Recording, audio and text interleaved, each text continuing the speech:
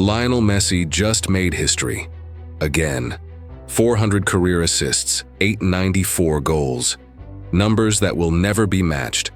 Barcelona crushed Celta Vigo 4-2. Real Madrid dropped points again at Rayo Vallecano.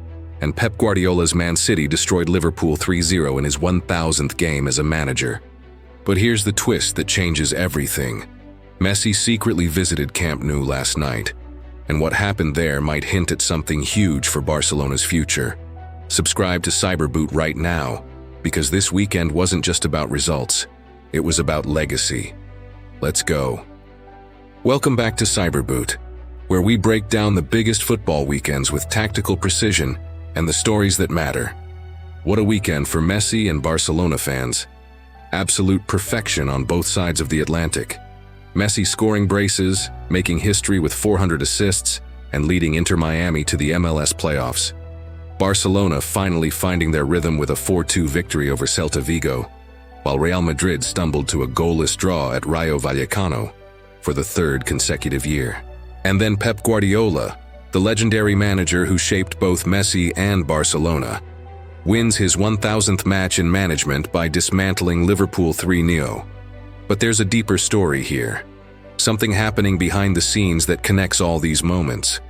And by the end of this video, you'll understand why this weekend might be remembered as the beginning of something special. Let's dive in. Let's start in Miami. Inter Miami versus Nashville SC. MLS playoffs on the line, and Lionel Messi doing what Lionel Messi does, making the impossible look easy. Final score, 4-0. Messi with a brace, 2 goals, 1 assist, complete domination. But here's the historic part. With that assist, Messi reached 400 career assists. Let that sink in.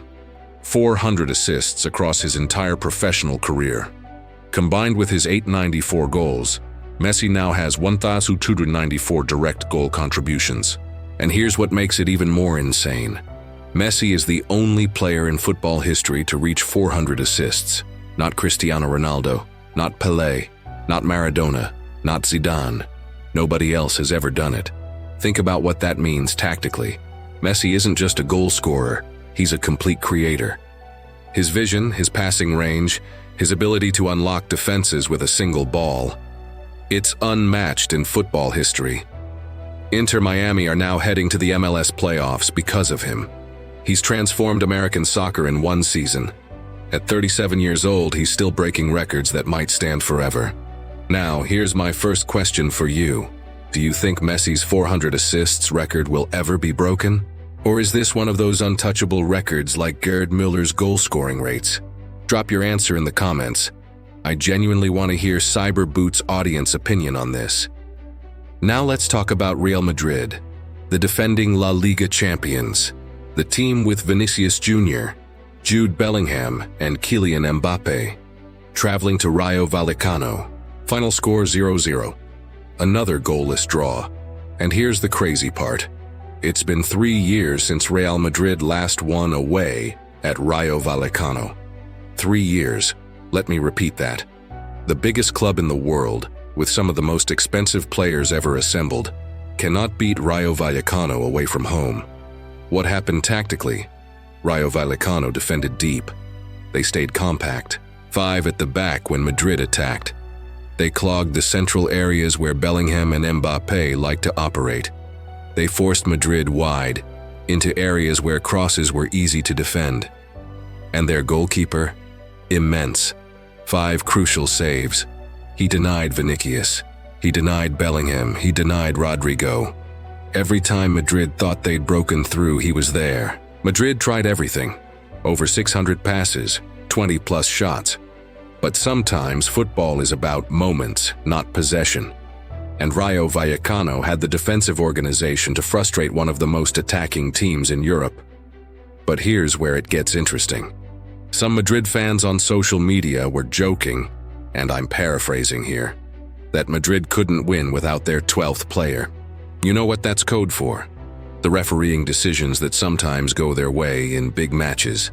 Now, I'm not making accusations, but it's telling that when Madrid face a well-organized defensive side without any controversial calls going their way, they struggle. That 0-0 draw opened the door for Barcelona, and Barcelona kicked it wide open.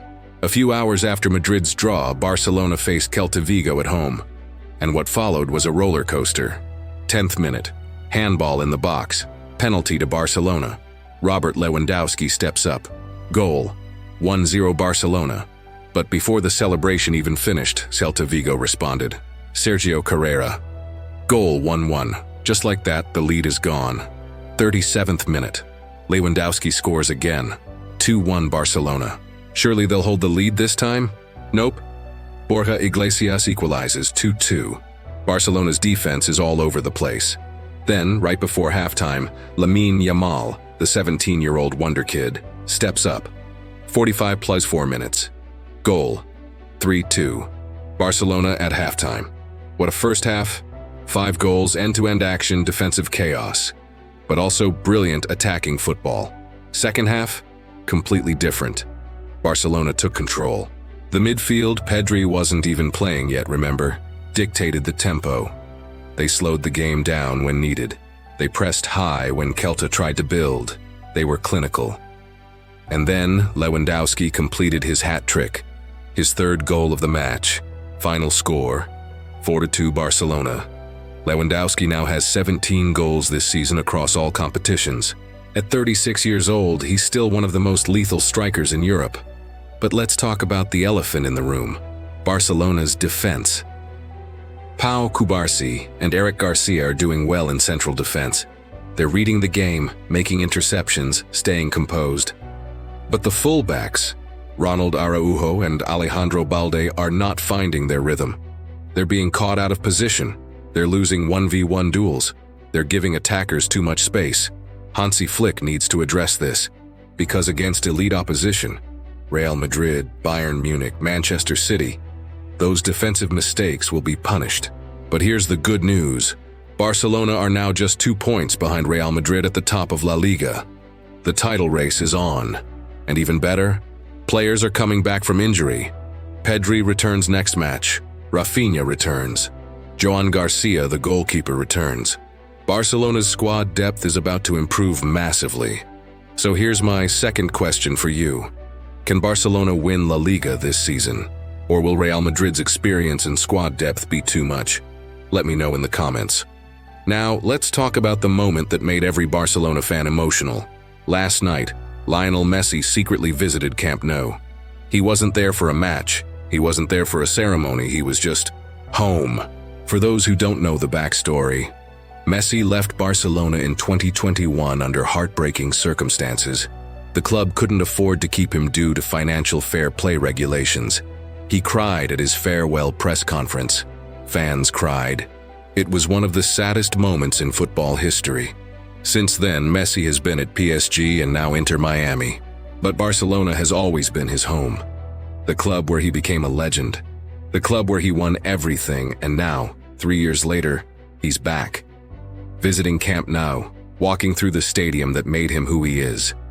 What does this mean? Is it just nostalgia? Or is there something more?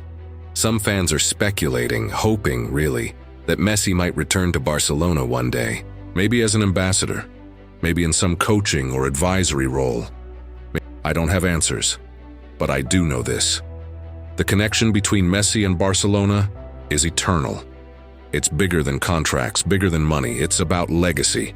And seeing him back at Camp Nou, even just for a visit, reminds us why football is more than just a game.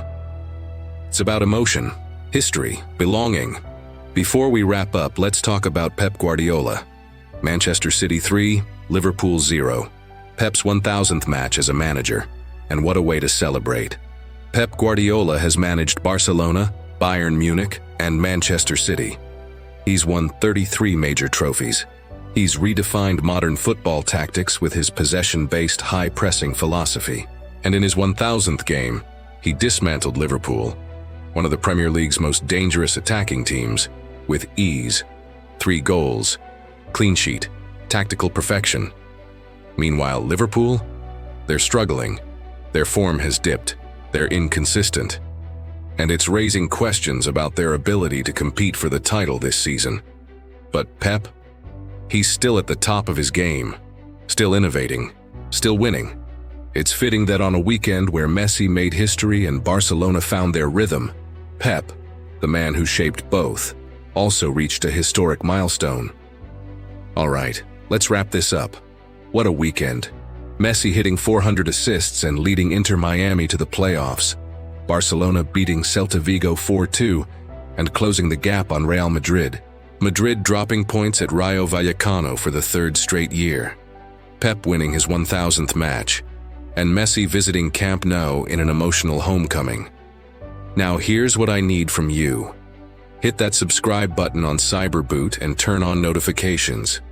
We're breaking down the biggest football weekends, the tactics, the stories, and the moments that matter. Answer this in the comments. Will Messi's 400 assists record ever be broken? And do you think Barcelona can win La Liga this season? Tell me, was Messi's Camp Nou visit just nostalgia? Or do you think there's a chance he returns to Barcelona one day? I want your honest take. This is Cyberboot. We're building a community of real football fans who love the stories behind the game. Subscribe, comment, and let's keep this conversation going. Next video, we're breaking down more tactical insights and legendary moments. You won't want to miss it. Until then, remember, football is about more than trophies. It's about legacy, emotion, and the moments that stay with us forever. Just like Messi at Camp Nou.